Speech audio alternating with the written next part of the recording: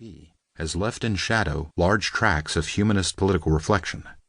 There are, for instance, rich veins of humanist literature that discuss such themes as the morality of war, empire, and interstate relations generally, cosmopolitanism and the pitfalls or advantages of nativism, the proper role of wealth and the wealthy in politics, how rulers may secure obedience without coercion, the dependence of laws and constitutions on the moral character of rulers and the causes of political corruption, the justification for social hierarchies, the moral reform of elites, the theory of deliberation, the role of honor and piety in knitting together the social fabric, and how to diagnose, prevent, and reform the human impulse to tyranny.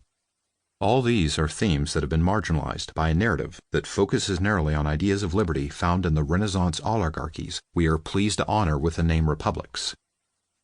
Inattention to the wider goals of the movement leads to distortions even when attending to texts that discuss liberty. Scholars tend to dig up the relatively few mentions of republican liberty in the hope of excavating modern understandings of freedom. Freedom as a natural right, for instance, while failing to notice that for most Renaissance humanists, freedom was a moral achievement, the fruit of virtue, and was prevented from collapse into license only by good character. Another form of blindness comes from a tendency to base generalizations on the same restricted group of easily accessible texts. These are most often treatises and other works of formal theory that boast titles promising to deal with political subjects. In the Anglophone world especially, the small group of sources studied tend to be works in Italian, or works that have been translated, often badly, from Latin. Many scholars have chosen to ignore that during what Christopher Celenza calls the long Quattrocento, Latin texts were not only far more numerous, but far more prestigious than works written in vernaculars. Longer works in Latin, like Francesco Patrizzi's twin treatises on republican and royal education, are sometimes culled for specific themes, but they are less often studied in the round as intellectual projects. And there are whole genres of Renaissance Latin literature that have been overlooked by historians of political thought. Aside from a couple of famous speeches by Leonardo Bruni on Republican liberty, the vast collections of humanist oratory, rich in political themes, have hardly been explored. The subtle constitutional analyses in antiquarian writings such as Biondo Flavio's 3 books on Roman republican institutions in Roma Triumphans have remained unread. Reflections on politics and international relations found in historical works have received little attention. The commentary literature on texts central to humanist political thought, such as Aristotle's Politics and Ethics, Cicero's De Officiis, Livy and Sallust, escape study. Epic, lyric, and occasional poetry, as well as satire, comedy, and tragedy, have been more or less completely ignored. Humanist correspondence is studied with long semi-public letters, such as Petrarch's letters to the Emperor Charles IV, full of advice fortified by passionate study of ancient political philosophy, but these have typically been studied from a narrowly biographical perspective, if at all.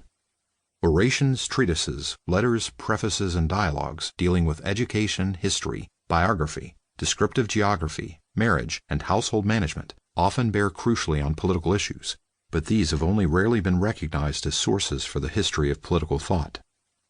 The humanists were reformers actively engaged in educating and advising elites, and they used every means at their disposal, every genre of literature, every form of art and culture to fill the ears of their audience with their principal message: that cities needed to be governed by well-educated men and women of high character, possessed of practical wisdom and informed by the study of ancient literature and moral philosophy. Even more serious than inattention to so-called informal sources of political thought is the general neglect of sources available only in manuscript. The heroic researches of the great Renaissance scholar Paul Oscar Christeller from the 1930s through the 1990s disclosed to view the enormous body of unpublished Renaissance Latin texts in general, and exposed, or should have exposed as false, the common view that any text of importance must have made it into print. This assumption is quite erroneous for the early Renaissance, and there is certainly no guarantee that the authors and texts printed in the last quarter of the 15th century were necessarily the ones that were most popular and influential in the 14th and early 15th centuries. As specialists are well aware, it is a fallacy to believe that there was no publication before the printing press was invented. In fact, the world's manuscript depositories still boast tens of thousands of humanistic manuscripts produced by professional scribes for a literate audience, particularly in the period from the 1420s to the 1470s. Individual works by famous writers such as Leonardo Bruni circulated, in some cases, in hundreds of manuscripts that reached every corner of Europe